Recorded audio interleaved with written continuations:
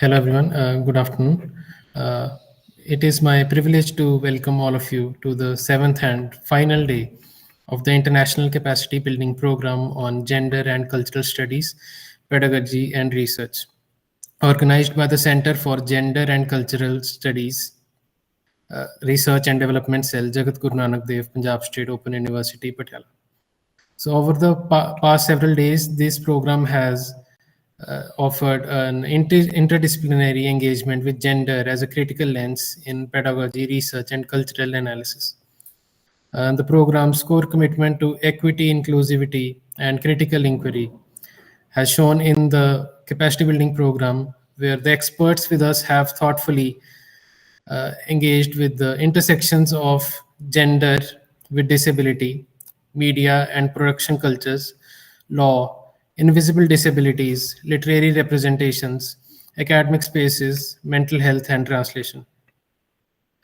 Through the expert lectures and the interactive sessions, the participants have been exposed to contemporary debates on intersectionality, marginality, and institutional structures, shaping gendered experiences across disciplines and contexts. This program has definitely strengthened the academic capacities and fostered critical reflection on the inclusive pedagogies, research methodologies, and socially responsive scholarship. So, on the final day of the capacity building program, we continue this intellectual journey with Professor Pramod Kumar Mehra, Professor of English in the School of Humanities, Indira Gandhi National Open University, New Delhi. Professor Pramod Kumar Mehra, MA, PGDT, PGDD, MPhil, PhD in English, is a professor of English in the School of Humanities, Indira Gandhi National Open University. Dr. Pramod Kumar is an Australian studies scholar and has received the prestigious Australia-India Council Fellowship. He has also acted as a cultural ambassador of India and gave lectures on India's incredible cultural diversity. His areas of interest and expertise include new literatures, world literatures in English, literary theory and criticism, distance education, South Asian politics, and Australian studies, translation theory, and research. He is the coordinator of the PG Diploma program in book publishing. He has authored 6 books centering on literature, criticism, and translation. He is supervising PhD research in the university, and his research students are building upon newer ways of understanding and interpreting the changes around. His research articles in the national and international journals have a widespread following. He has organized a number of important national and international seminars to promote the discipline and interests of larger humanity. He has represented the country at various international forums and promoted the cause of equality, peace, and global citizenship. He has been an international fellow of Australia India Council and has represented the country in Australia, UK, USA, Korea, Cambodia, Nepal, Malaysia, and Thailand. Professor Pramod has been a member of many school boards in university and across the nation, and has initiated several important campaigns such as Youth for Service. He has been appointed the research board member in many universities in and outside India and holds membership of various learned bodies. He has been awarded as Ambassador for Peace by the Universal Peace Federation and nominated as the President of Youth Federation of World Peace India chapter. His session today will focus on intersectionality in practice, engaging marginalized women's narratives through gender and cultural studies. Professor Pramod, sir, I welcome you, sir. Yeah, thanks for this very generous sense of welcome, this introduction. As teachers, we try to do whatever we can. And Guru Sandeshji, if you can give me a sense of all the participants that we have, what is their sense of institutional belonging? Are they people from across this state or all over the country? Sir, we have students from our university as well, from the state and all over the country, and we have some international participants with us as well. Oh, wonderful. International means what? What countries do we have? A very good afternoon, Professor Pramod, and welcome to today's session. Thank you. And the profile, we have faculty members, from various colleges of India and universities of India. And we had from Germany and also Canada. Oh, wonderful. Yeah, thank you. I just thought that no, you should be little more familiar with whom you are talking to. So, may I begin with this most sincere sense of expression of my thankfulness and gratitude to the university authorities, our vice chancellor, and our dean, Madam Navlinji. You are so kind. You always create space where we can initiate any kind of discussion with our fellow colleagues, teachers, future researchers, and the entire team, and all of you. When I came to first read about this, I think such a discourse is very important when in the times when everybody is talking about mobile phones, internet, artificial intelligence, and post-truth and parasocial and all kinds of things. We should think about some more like important constructs, understandings, no, and concepts. So this is when we are talking about say this today. I'll focus a little more on intersectionality and as to how we can absorb more from this in a practical sense in our classrooms and in our minds. I think our mind is important because people like unlearning is more important. Relocation, realignment with newer ideas is more important. This university is important, like when we say Jagat Guru Nanak Dev Ji Maharaj, we have this, no. So I think the way he talked about the idea of gender, and I think most other things will get dissolved. Most complex difficult issues will get dissolved when we look at his ideas, his most radical, his most in a way progressive sense of formulations on gender discourse, if you look at it like that.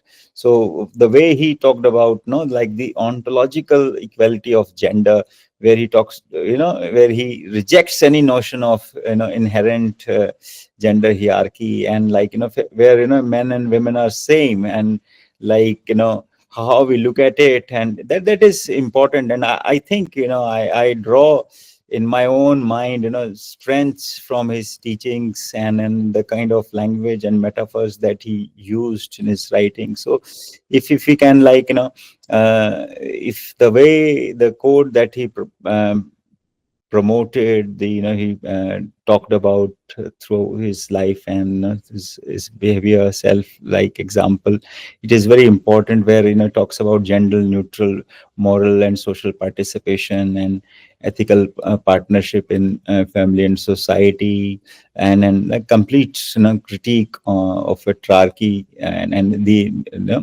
uh, uh, equal in the true sense of the term equal, the role of women in the Indian society.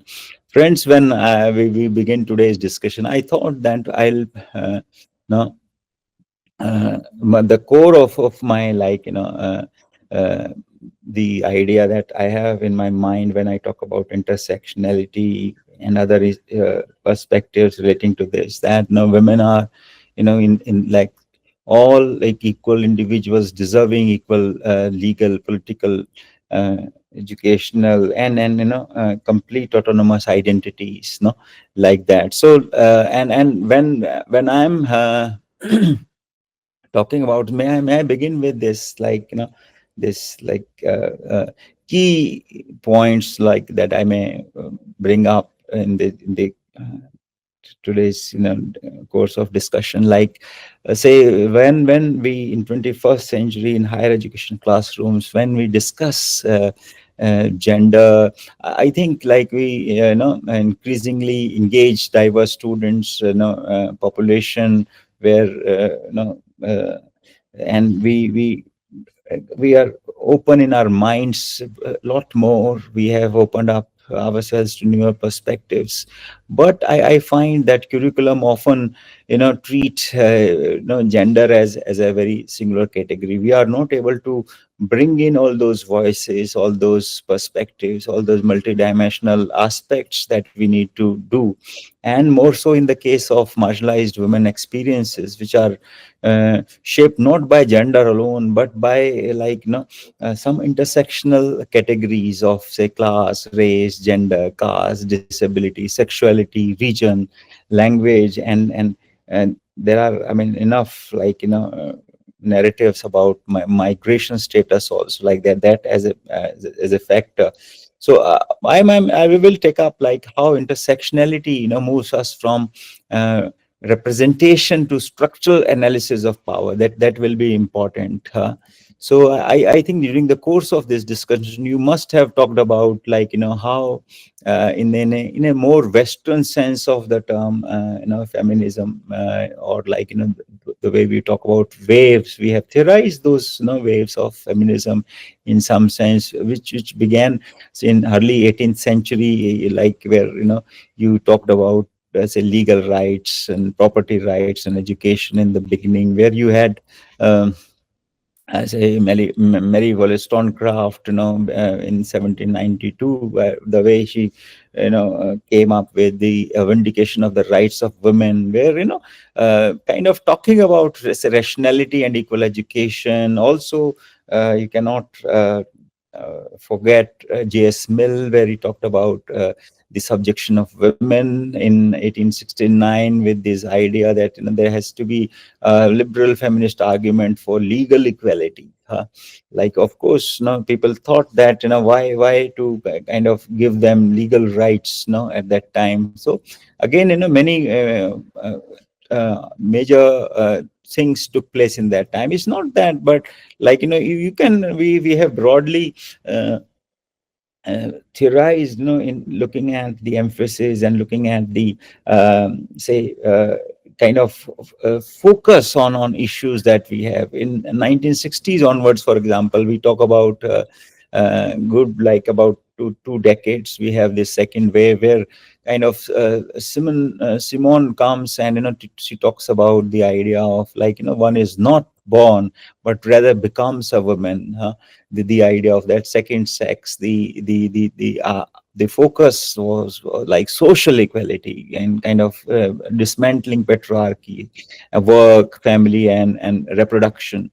You also have like Kate Millett, where she looks at sexual politics, in his phenomenal work, where he talks about patriarchy as a political system, as a how it is like, just like an octopus has hands moving in all directions. So like how oppressive, vicious, and problematic that is. So like you have again, like I mean, you can talk about Betty Friedan, the feminine mystique, where she talks about the critique of domestic confinement. And at the same time, you have Bell Hooks, in that sense, she has come out, in a way, flouting the all gender discourse, where she says patriarchy has no gender. So like we will talk about that, like where I think that I think we will when we talk about, say, in the third wave, we have we talk about Judith Butler. Came up with this important intervention through gender trouble, where she says that gender is not a fixed entity, fixed concept, but it's performative. It evolves. It takes many shapes. And also, like where here, if I bring in Crenshaw, brought this idea of intersectionality in a big way. I think she talked about it in a way, like that in the context of black women. Everybody used to talk about black men in, like in the say Harlem Renaissance, like when we talk about Black Lives Matter, when we talk about the Black is beautiful. So she felt that the everyone talks about the disappearance and disrespect of men, Black men, but somehow the question of Black women gets camouflaged. It's get in a way relegated to background, and nobody talks about it. So she talks about intersectionality, how there is a far more remote chance, distant chance of a Black illiterate in a way, in a say in a countryside placed women, Black women, to be heard than anybody else. So she talks about various categories. Rebecca Walker is there, and I think that of course we can talk about I mean there are I think that in this discourse, if I bring in, like sometimes it is being you know uh, kind of projected as if there has been no Indian wave of feminism. I mean, you can, just like we trace say first wave beginning with early 1860 onwards, like that, we can also parallelly draw a sense of trajectory, a kind of a play, fixed time frame also, like, and we can say that we can claim that there is a strong agency as far as feminism is concerned. I mean, if you look at, say, Savitribai Phule, for example, born in 1831, and like she, the way she is talking about pioneering the girl education, anti-caste feminist consciousness, along with her husband, the way they started Satyashodak Mandal, the way they started multiple institutions, the way they were, like adopting kids, Savitribai Phule, and then the other, the husband Jyotirao Phule, they in some way, like they out of their own say active intent, they decided that they will adopt a boy, like from not from like somebody known to them, or but somebody who was like a kind of survivor of the plague in Pune at that time. So like that is a very emancipatory story. You must read about the couple who kind of founded together the first girls' school, and then like I think there is such lessons that we can draw from there. And this crisis that we hear in the name of gender inequality and gender injustice, that will will dissolve, like the kind of people that who have worked in India.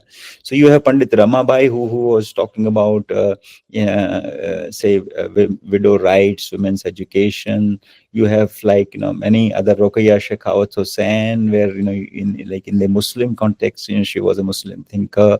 And you have, say, Dr. Ambedkar in the legal sense, how he was talking about Hindu code bill, and championing the issue of gender and caste. So, like if I feel that we should we try to, every time we frame a sense of understanding about feminism, we should not ignore the Indian counterparts, or Indian authorities, I would call, who, like Ila Bhatt, for example, the way she starts the Seva thing, self-employed women association, linking feminism with gender rights, with like rights in labor, for example. For a long time, we celebrate this Women's Day, the Gladstone and other people, like we should remember, like Ila Bhatt, Veena Majumdar, and Lolita Sarkar, those who were, like pioneers of women's studies and authors of the Towards Equality report in 1974. The lady who fought against the Dowry movement, no, like, and she pursued it. She was there in a court of law for a long time, and then every those no the this the all the in a way, we all remember Sati, but how women were being burnt, in the inside the kitchen, and she put an end to that. Huh? Kamala Basin, for example, Urmila Pawar, Bibi Kamble, and then you have important names and legal movements where you can refer to Mathura rape case, for example, and the anti-dowry movements, which kind of started off legal reforms and public feminist consciousness in a big way. Huh? So, like, yes, you have waves, and in terms of time, I can talk about it. So, from 1990 onwards, if you look at, say, I mean, you can have Nivedita Menon, for example, where she talks about gender and politics, seeing like a feminist. We have Flavia Agnes. I mean, some of the recent names. I mean, I can bring in Spivak also. Spivak, though she was located in the first world academia, but when she talks about can the subaltern speak, so I think in the root is there. I think gender is there as the root, where she talks about very core. Foundational post-colonial feminist text questions, and I think the way she raises this point is very important, like the way we understand uh, the the center and the margin, the center and the subaltern. I think she makes it, when she raises the question, can the subaltern speak? It is not about, oh yes, the subaltern can speak, oh no, the subaltern cannot speak. It's about when she raises the point of strategic essentialism, where she says that somebody, even after belonging to one particular subaltern category, you will have to act like that even after overcoming that. That strategic essentialism is crucial. And I think C.S. Lakshmi, for example, the Tamil feminist writer, who kind of later on created such important literary discourses. Ruth Vanita and Salim Kidwai, for example, talking about queer feminist histories of India. So, like, I think we'll have to kind of factor in all those points, where you have Greek of urban upper caste feminism and intersection of class, caste, religion, and sexuality. As far as fourth wave, like we when we look at, say, Judith Butler and other people there in the Western sense, we have, like, again, and you have Dalit feminist standpoint, where we have thinkers like Gopal Guru. You have Aparna Jadhav, for example, Selja Paik, and you have social media feminists, where you have, like, the platforms like Pinjra Tod and Dalit Camera and feminism in India. You have Grace Bano, and and there are major, I mean, you have the 2018 onwards, this Me Too India movement, where you have Raya Sarkar, where she talks about those sexual harassers and like that. So I'm basically saying that that in the fourth way, we can look at say digital platforms, where you are employed to kind of challenge sexual harassment and caste-based violence. Also, like, expanding feminism beyond binaries and towards a sense of inclusivity and solidarity.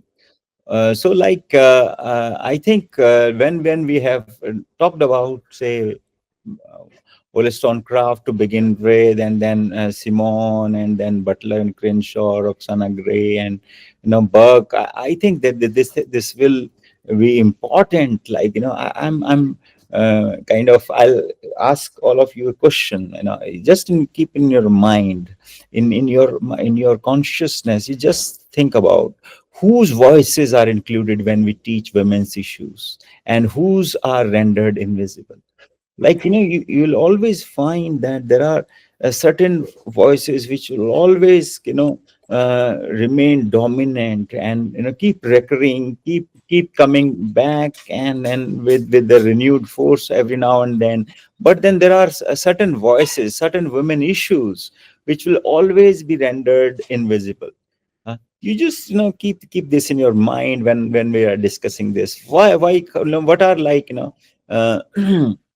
when we discuss the conceptual issues, conceptual foundation of intersectionality within the gender and culture studies, I think that this is very important to emphasize that intersectionality is not additive, but it's a relational and a structural context. Gender plus caste plus region plus migration as a category, and other formulations, as a social construct where gender interacts with cultural norms, economic systems, and political power.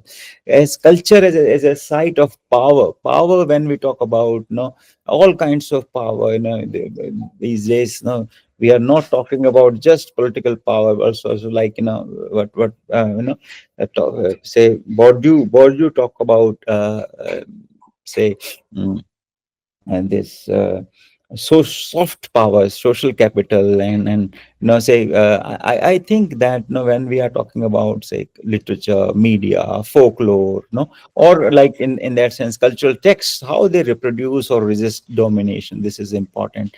When I'm saying that in this context, we can, in our framework, we can keep Crenshaw, Patricia Hill Collins, when in her important work, Metrics of Domination, and Chandra Talpade Mohanty, the critiques of third world women, that is important. Gayatri Spivak, where she talks about can the subaltern speak, is these are like key, in a way, philosophical, critical standpoints that will need to be in our mind.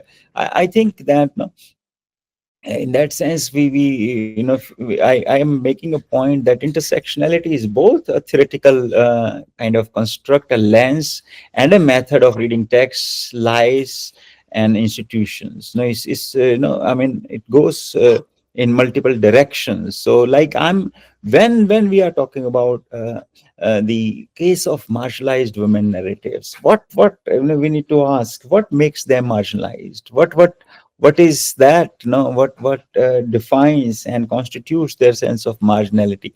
I think marginalized women's experience is rooted in a social exclusion. My marginalized, when we are talking about marginalized women experiences, like structural exclusion, friends. Structural education is rooted in education, labor, and law. We can always say, look at these categories. So, for example, like how many women go to school, like when we talk about say sex ratio in our census, do we do enough study, do we have a factor when we do analysis of gross enrollment ratio, when we study the dropout, like how many women get you know uh, in a way, fair and equal treatment. I mean, of course, we will bring in, say, rural-urban divide. Will bring in the class, caste, race, ethnicity, and other factors. So, labor is a very important attribute here. Law, cultural silencing, where you'll find that what Guru Nanak talks about in a way as an ontological framework of gender construction, like where he does not talk about any sense of hierarchy. So otherwise you'll find that there is hierarchy everywhere. Hierarchy, like for example, Dr. Ambedkar would call Indian society a coalition of enemies. Everybody will see others as people either, say, above them, above ourselves, or below ourselves. So that's a kind of cultural kind of silencing takes place, where it happens at the level of language and also at the level of representation. Say we are talking about Nari Shakti, this legislation, how much of participation that we have for women in our say political framework, and if that is there, how effective that is. I mean, I'm not a very pessimist kind of person. I have high hopes, of how, that the kind of, there will be better things emerging, but we need to be critical of how, like, there are still, like, many more destinations to be achieved. We have miles to go before we actually, assess and claim ourselves to be a fair society. So like that, so we have to look at the question of language, and we have to look at the idea of representation, both in social sense, economic sense, both, and political sense.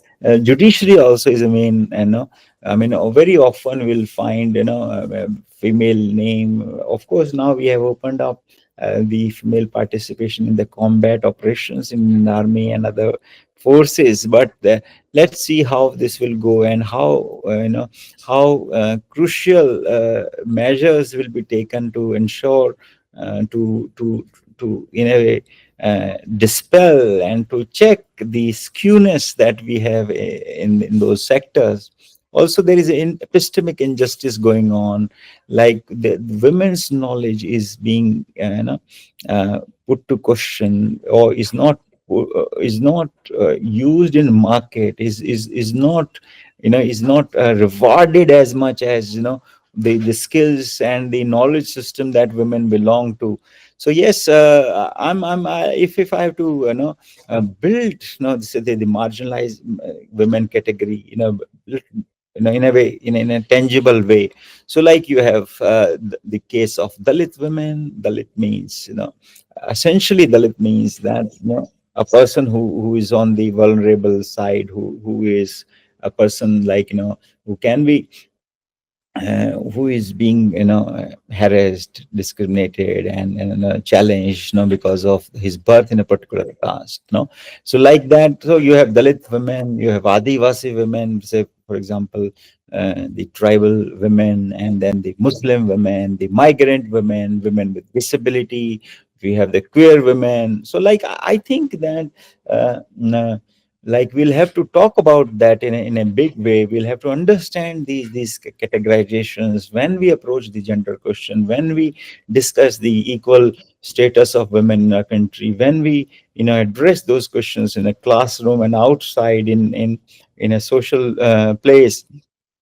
Are we aware of those questions and the challenges involved there? I'm trying to build up a case as to how there are narrative forms which have come up in the last, say, I mean, put together 100 years, but more recently, in the say, about 3-4 decades, you find women writing much more and trying to, if not claim, but, in a very silent way, saying that they also have a equal, say, way and equal contribution in the making of this world, and also they want to contribute their worldview as to how this world will evolve to be, how this world will take shape.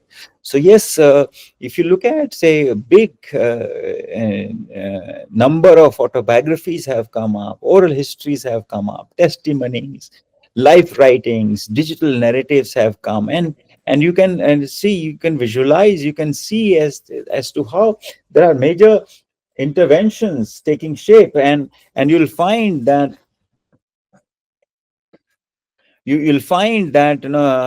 there are autobiographies, say, talking about intersection of caste, gender, labor, and exploitation, and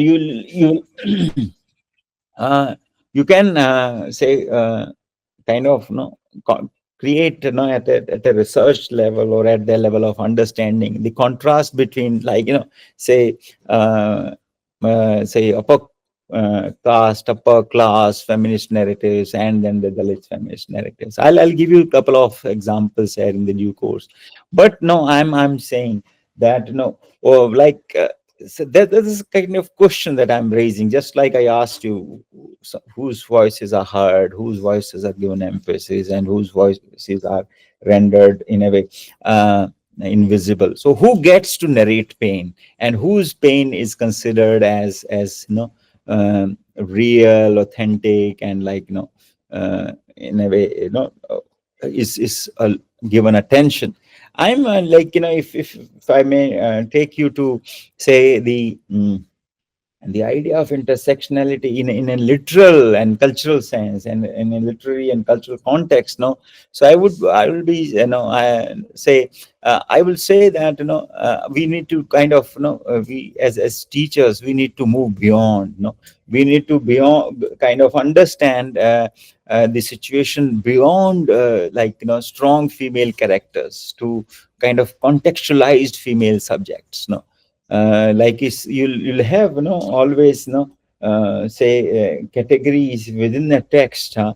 So where, one set of women are always, say, dominant, very articulate, very exceptionally, attractive and otherwise, no. So but then you have to look at the contextualized female subject. And for example, if I give you, say, Mahashuda Devi's tribal women's characters, where you see the role of the state, the kind of the idea of development that we have, and the gender forces that we look at, no, that will be that is very central. And you can always, say, for example, in the African American women narratives, race becomes a factor, class becomes a factor. And say, if you look at, say, Bama's Karaku, caste, religion becomes a factor. Christianity, is a situation there. So, like, if you have examples in the cultural studies framework, you have media portrayal of working class women, projection, and as to how they, kind of, which is sometimes very false and very, in a way, unrealistic projection of working class women. Reality TV and caste class invisibility is there. You will have different ways, to camouflage the, uh, the say, you'll not find, say, a Dalit woman who is located in a rural setting, who is illiterate, who is, say, or like facing all kinds of marginality. So, like, I think that, uh, you know uh, there are, you if you look at some of the, say, campaigns of these marginalized women, like Pinjra Tod I talked about, and like how in the form of digital activism, that will be important, huh? I think what we can do as teachers and researchers, and people who are working in the higher educational domain, as in the college and university practitioners, I think we can ask our students to have a kind of sense of assessment, a mapping of gender and their social location, and then the institutional power for a single character or narrator. I think that, like, it will be like, we will be able to, then kind of come to this realization: does the text empower the woman, or does it merely aestheticize her suffering? But I mean, does it lead to that sense of projection, that sense of representation, that sense of, say, bringing her in the text? It is just a cosmetic, just a kind of, no, it's just for the namesake thing, or is it has a major kind of step there.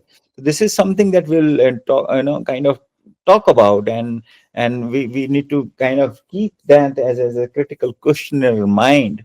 So, yes, I would also like to bring in the point of intersectionality and knowledge production in our sense of the in our, say, in the academia context. Like, say, the critical question is, my friends, whose scholarship is cited, who's like, is like, is it not, like, my one of my friends, here in Delhi University, she says that, law is all patriarchy.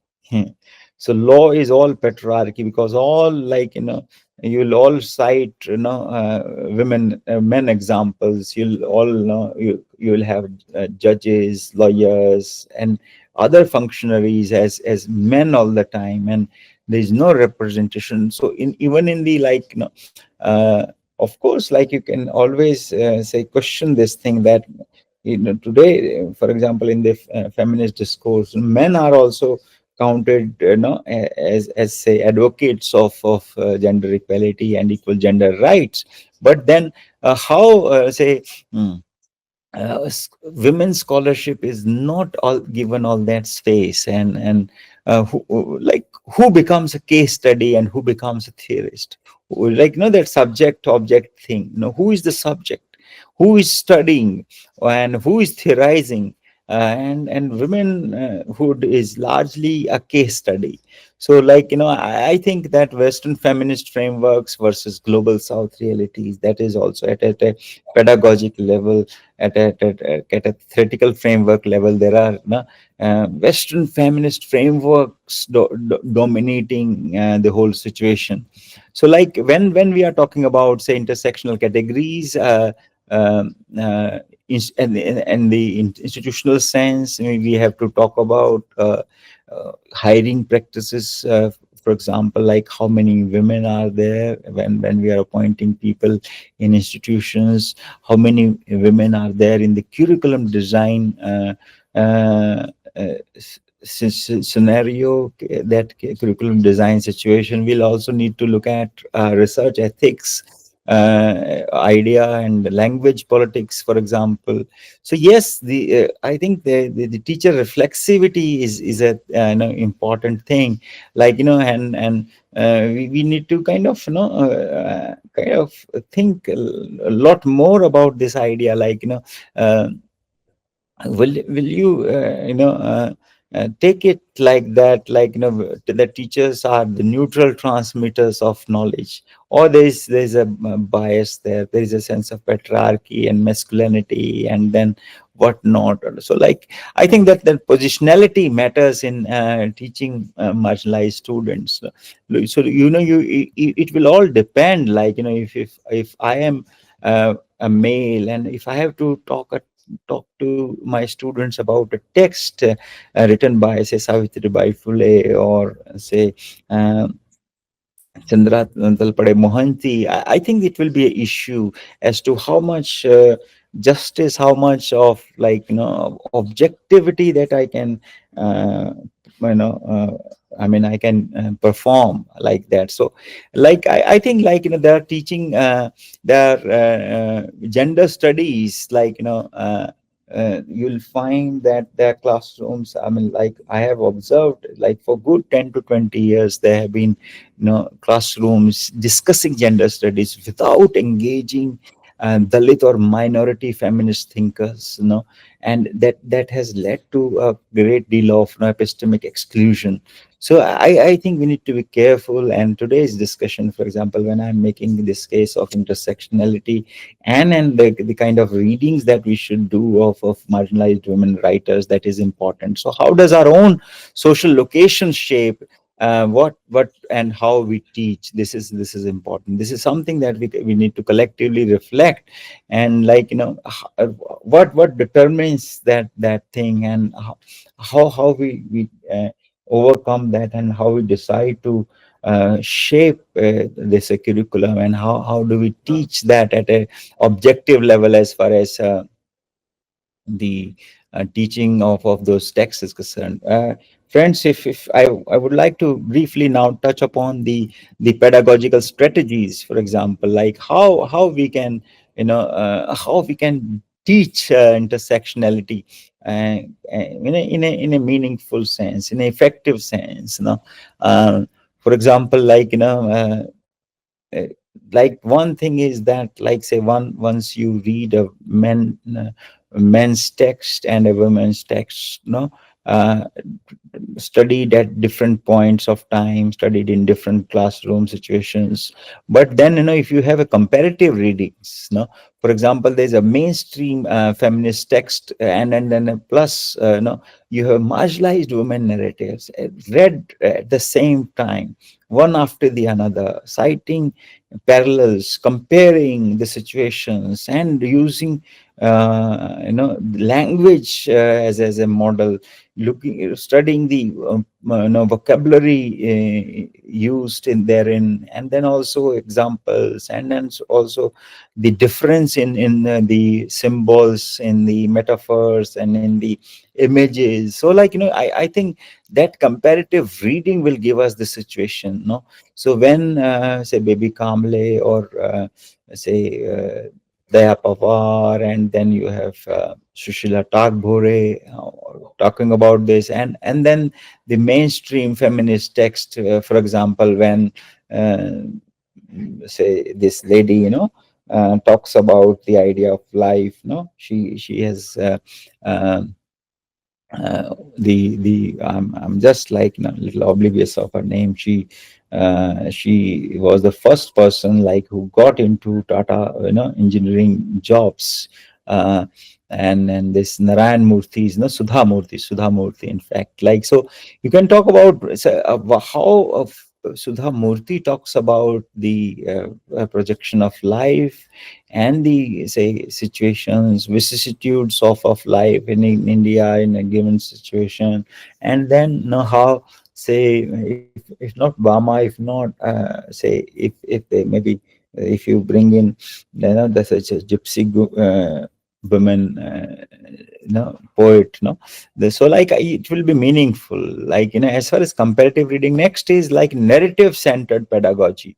I think let lived experience guide theory. Sometimes we frame excuse me, we frame a narrative, and which is like conceptual, and in our minds it is, there's a certain degree of intangibility attached to it. I would say that let lived experience, those who have lived it, those who have faced it.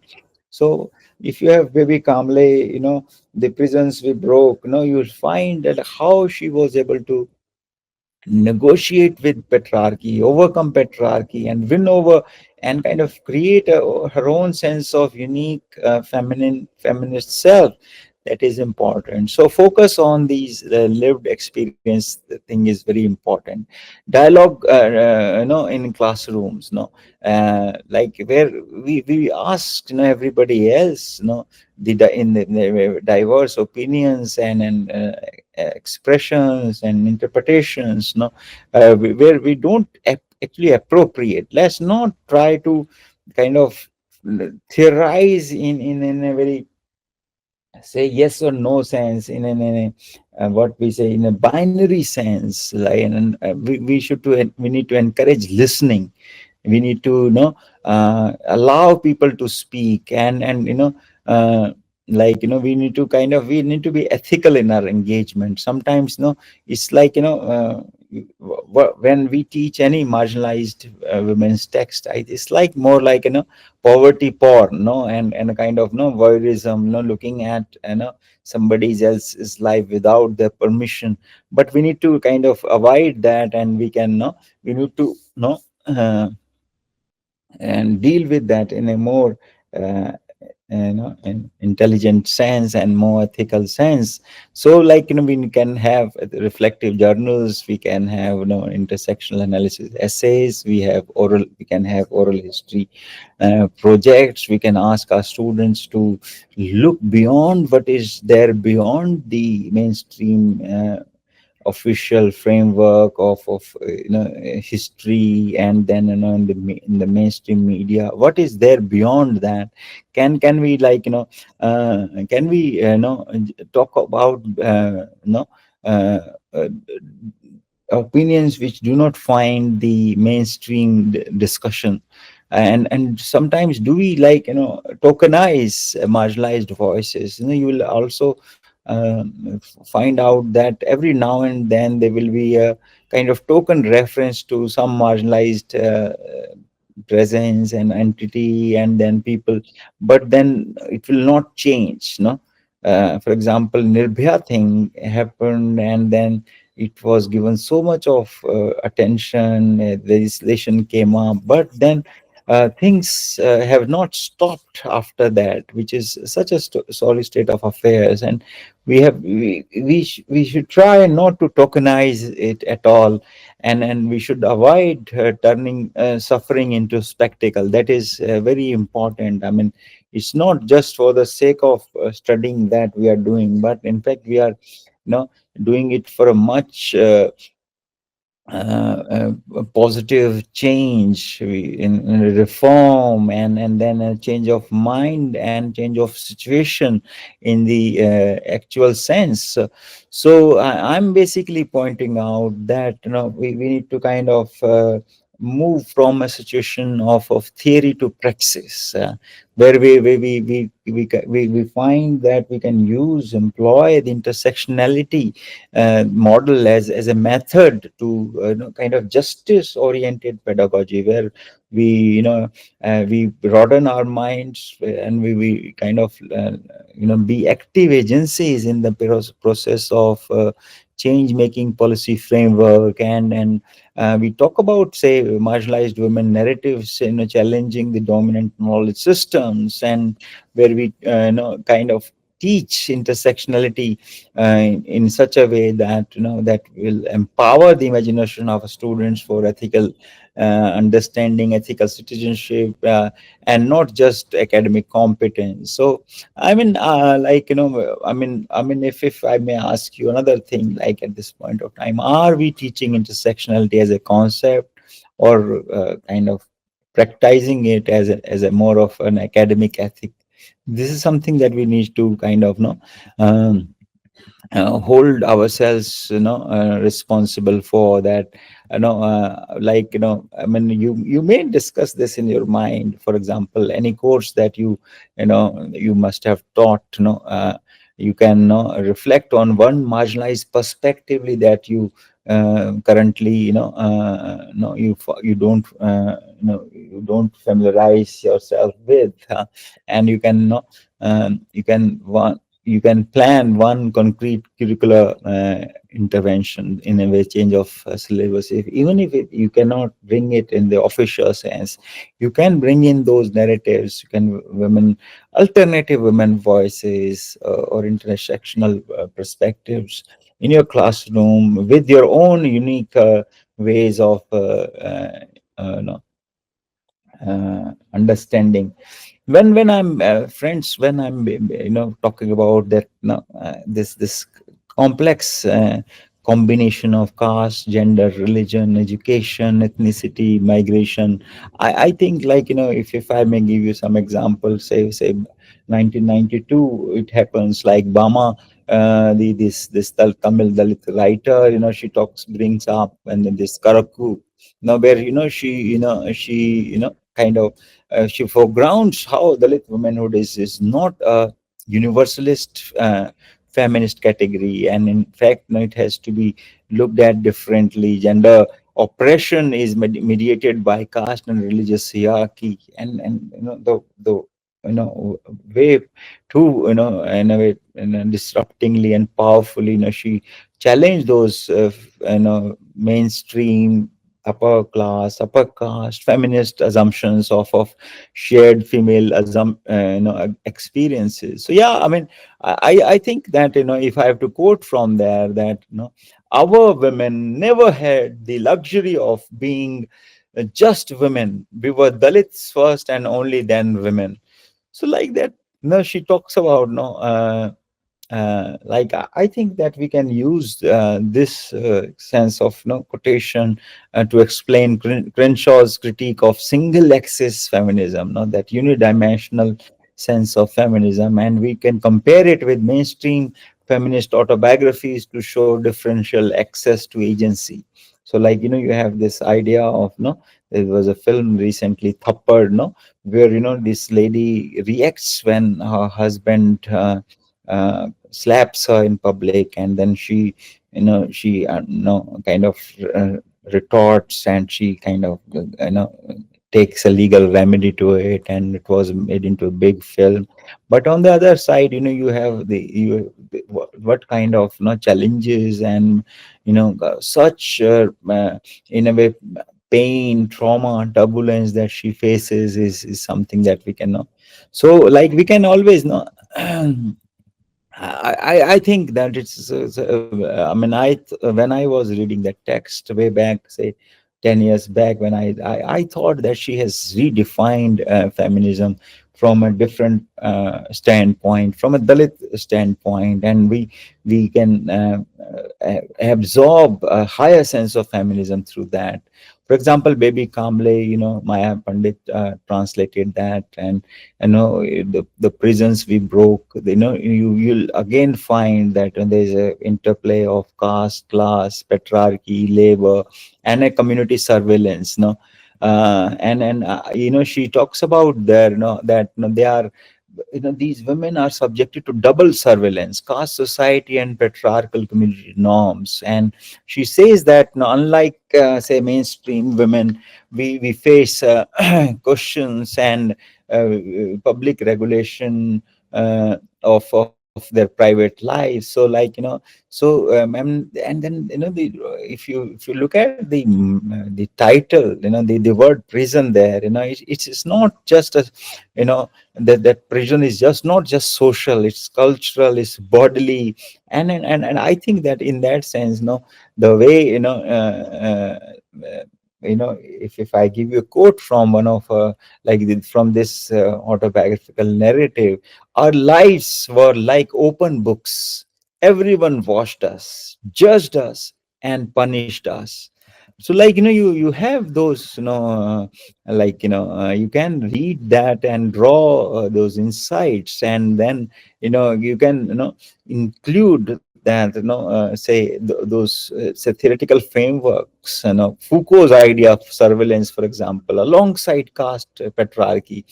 So like, and you can see how the oppression operates within formal institutions. So I think this is meaningful, and you can always talk about the how, as to how does caste transform patriarchy into a collective mechanism of control.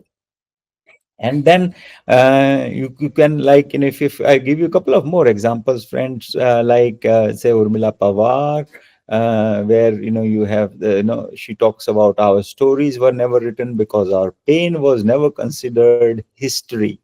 So very, in fact, how we need to kind of explain cultural studies concerned with those stories which are counted as knowledge.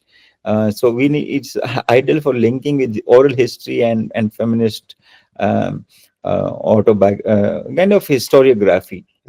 So like, you can have, like, I mean, like, we can bring in the gypsy women kind of author, poet, no, if I'm remember, the name is like, yes, Meena Kandasamy, where she talks about, like, miss militancy and when I hit you, no. So she, the radical temper, she says, I'm not a woman who breaks quietly. So like, caste, gender, sexuality, language, and the political violence that she talks about. So like, you have, mm, like, I would say that this is how, it's very in a way instructive to engage with these texts. For example, like, if I dwell a little more on how Meena Kandasami's writing marks a very decisive shift in the projection and the representation of Dalit women, from silent sufferers to articulate, defined political subjects, and how she rejects a moral expectation that marginalized women must express pain through silence or through restraint or through a new kind of subjectivity. That is, I think, very important. And like, as teachers, I believe that Kandasami's texts are valuable in demonstrating how intersectionality involves affect how emotions such as rage, defiance, refusal becomes tools of resistance rather than signs of moral failure. You may also, in your active reference, bring in, like, Shantabai Kamble, like when she talks about her autobiography, the life narrative, my life story, where she talks about how like education, is important for Dalit women with language and consciousness, and how this insight is a particularly relevant for teachers. In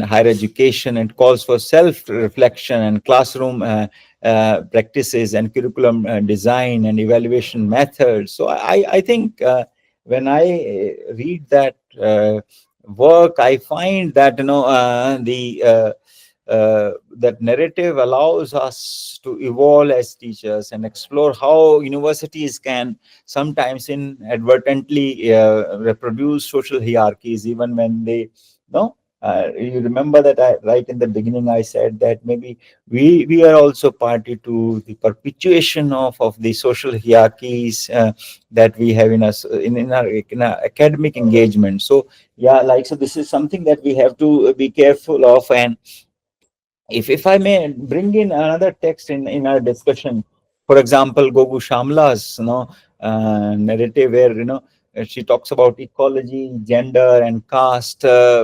Gogu Shamla's short stories introduce a very fine narration, and where you will find say intersectionality in terms of caste, gender, and environmental vulnerability. And if you read her, if I may quote, the land remembers our footsteps even when history forgets us. So you'll find that for sense of uh,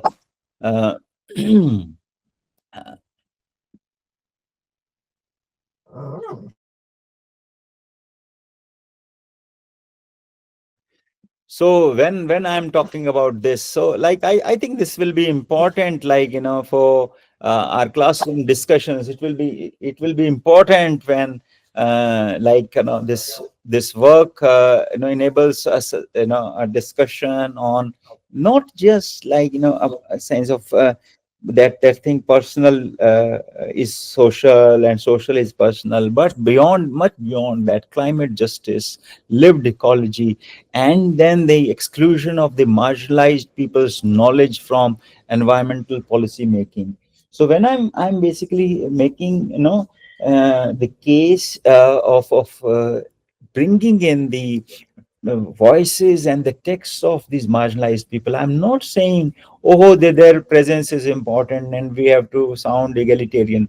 I'm saying because the knowledge domain that these people have and then they represent is far more crucial and far more vital in the making of a better society, better nation, and a better world. So we have to bring in it, we have to understand these texts, they are how, like say like the questions of land, water, forests, and environmental degradation, I mean they look at it in a more realistic and in a more remedial sense, problem solving sense, like the idea, I mean, we cannot check friends, you like, I don't know whether you'll agree with me, we cannot check this idea of climate change and this environmental degradation with the consumerism in our pockets, with consumerism in our points. When we look at this, let's say a Dalit text or a tribal text, or a person in a farming sense, talking about life. So where minimalism is the way of life, where we need to contain our hunger and our thirst for kind of and with a much more focus on sustainability. I think that is very important. I'm basically of the opinion that we need to kind of look at these women narratives, which demonstrate that it's not we can always if you say the prisons we broke, say baby Kamble, she donates her liver uh, not liver but kidney. She donates a kidney not to her husband, who he was also in the queue, but he gives it to a person who was young, who was in his teenage. So looking, assessing, going beyond emotions and looking at the larger framework of a society as to who will benefit more out of that, that donation, and then marrying off her son without dowry, allowing the daughter-in-law to to have a much more liberal life, and ensuring that they get to study after marriage. So like that, there are multiple examples that these writings will give us, and we can have, like, understanding where there's a challenge that I think we all have upon ourselves, where we kind of move beyond token inclusion, and we need to treat marginalized women and their writings not as objects of study, but as friends, as producers of theory, ethics, and then critical knowledge, and then a worldview, which is very important for all of us. So when I'm building upon this case, that when we are engaging with these texts in the classroom, fosters, we foster a pedagogy, a kind of, which is which is important, and which gives attention to power, and sensitive to lived experience, and which has potential to a larger sense of social transformation that we dream about. So yes, in today's, I mean, I'll look to, in a way, conclude my sense of discussion. I mean, of course, we can always discuss about it. So, like with this frame, with this idea of intersectionality, we can look at, like, the gender discourse, gender relations, and everybody is talking about gender in a big way. We are talking about gender budgeting. We are talking about gender representation. We need to kind of look, bring in, like, should not miss this historical opportunity to kind of to include intersectionality through a study of the marginalized women's narratives, and their complex subject positions, and kind of force ourselves as educators um, to ask not only what we teach, but how we teach, for whom we produce this knowledge, and to both inside the classroom and outside the classroom, with this sense of active responsibility, that we don't uh, discuss gender just as a mere academic literary category, but as a powerful sense of what Guru Nanak lived for, the idea of a real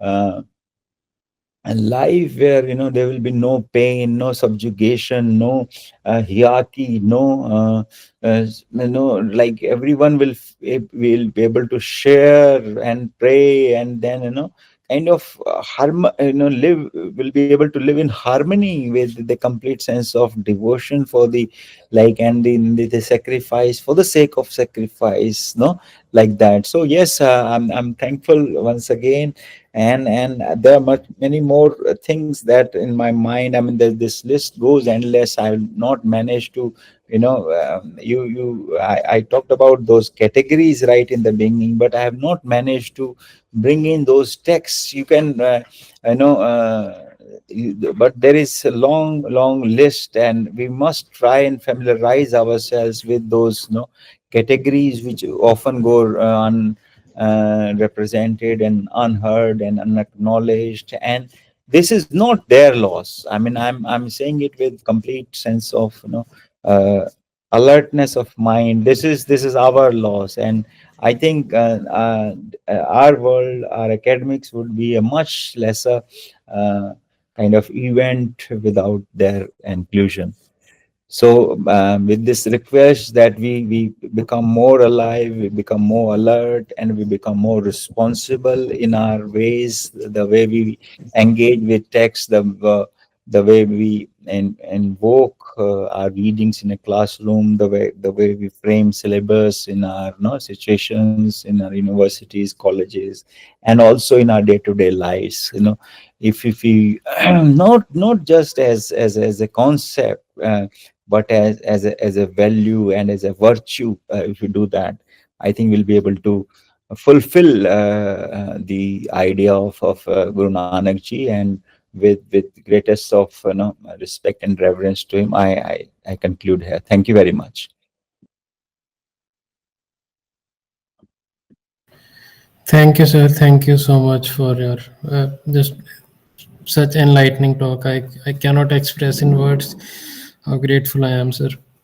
Uh, uh, but thank you for highlighting all the from taking us from the waves of feminism, the feminist writers, feminism in India, and then raising the questions that we often ignore. That in the literature that we teach in our classrooms, who gets to narrate the pain, whose pain is considered authentic and whose is rendered invisible, and who becomes a case study, who becomes a theorist. And thank you for introducing the pedagogy strategies for us, that how do we teach all this, or the intersectionality in our classrooms in meaningful sense, how to we compare the comparison of literature, themes, devices, and how we let the lived experiences guide with dialogue in the classroom, not just for the studying, but for reform, for change, uh, how we move from theory to practices, and so that we as teachers don't end up perpetuating the social hierarchy, and that the rage, refusal, and defiance that we find in the feminist, Dalit, tribal texts, they're not moral failures but virtues that will take us towards a world without exploitation and subjugation, with inclusivity and solidarity. Thank you, sir. Thank you so much. Uh, uh, Thank I, you, Professor Pramod. It was very comprehensively dealt with intersectionality. And again, when you were talking about the prisons we broke, I remember my undergraduate students, had each and every day, they actually try to understand each and every word, incident, that was taking place in that narrative. And I mean, it had such a huge impression on them that many of them landed up writing some paper on prisons we broke. And that is the best part, if a text has been introduced in the curriculum and it is able to generate that kind of interest in the students, and they take it forward, researching on it, the purpose is solved. So thank you so very much. And And thank you, like, you brought me in, which is also a problem, like, asking a male person, no, a man, to kind of raise these voices. This is a bit of a barrier. So no, I'm grateful to you. I mean, whenever I'm saying this, I do not say it from from an academic perspective. I really breathe these things, no, and because you believed in this, so I mean, I'm happy. Otherwise, they will feel like, yeah, this is no, you remember my like Professor Shelley, used to talk about this, no? And he used to say that, oh, whenever I go into a women's meeting, I'm just thrown out. And but it is a kind of maturity, and then we, in fact, if we talk about this male and female thing and man women thing, we are kind of unnecessarily, men will have to play equal role in that. So I'm saying this with a complete sense of responsibility. I'm happy that, I could, sit with you like a family, and we could talk about it. If there are any points, I mean, if you have some additions to make to this, I will be happy, and I'll note that and I'll include in our future discussions. That was a really engaging one, and we really hope that everyone got benefited from this 1 week long capacity building program. We are so grateful, and Gursandesh, I am taking this opportunity to thank everyone, our resource persons, our moderators, session in charges, also our vice chancellor. Actually, sir also would have been here with us in the, he's actually here in on campus, but we have an alumni meet, because of which, sir is busy that side. So I'm so grateful to the participants that they took this decision that they have to participate, and they stuck with us. And I'm so grateful to all of you who have, not even missed a single day of the capacity building program. Yes, it was a challenge for us, because most of the times as we are working, the morning hours, usually the attendance, gets thin. So we were concerned, really concerned, that if we have to float this capacity building program on pedagogy and research related to the gender and cultural studies, it has to be at a time, when we can all make the most use of it. So we are grateful to our Vice Chancellor, Professor Dr. Ratan Singh, for having instituted this very first research center in our Open University. And we look forward to many more. And we thank all those who have already contributed the blogs. Those who have not been able to do so, we are still open to your blogs. Please feel free to write a blog on whatever, whether you have learned. It is really amusing that we got very nice studies from certain areas, Pathankot area, and some other areas in Punjab also, things related to gender and cultural studies. So it would be wonderful if more of you, could write more on this, because this is a platform which is offering an opportunity to to our research scholars, to our students, and we as faculty and academicians, to grow more, know more, speak more about this, so that we are at an equal place, and we don't think of each other as one better than the other one. So I am also thankful to our facilitator and coordinator of the event, Mr. Mohanjeet Singh, who ensured all invitation letters, all communication, the feedback forms reached all the participants in time. So a great thanks to the Center for Media and Production Learning, which is recording this event and will be available on our YouTube as well, right? And a great thanks to my colleague, Mr. Gursandesh Singh, who has been conducting, several sessions of, and he has really, got that taste. He is to research and is a prospective research scholar. So he feels that this is going to give him some direction. And equally thankful to all the participants who raised some queries, observations, and yes, Vaishnavi for having been with us throughout. She's a student of law from Rajiv Gandhi National University of Law, and she has ensured that she was present with us in all the sessions. Your certificates will be delivered to you in some time, so give us 10-15 days to process that, as we are working on a few more things. And your input in this regard, how we can move further to advance more studies, develop some policies on gender and cultural studies, are most welcome. On behalf of Jagat Guru Nanak Dev Punjab State Open University Patiala, I thank all the resource person of the day, Professor Pramod Kumar, and all the participants and the organizing team for having made this possible. Thank you so very much. We are grateful to you. Thank you. Please switch on your videos for a memorable picture. This will be available on our Instagram and social media handles. Thank you. Thank you so very much. Thank you. Thank you. Thank you. So we sign off for now, and definitely we'll meet sometime for some. Dr. Rama Kulkarni has been, truly engaging in all the sessions. Thank you, ma'am. Thank you so much, ma'am. Thank you. Thanks to each one of you. Thank you. Thank you, ma'am. Thank you, Pleasure. ma'am.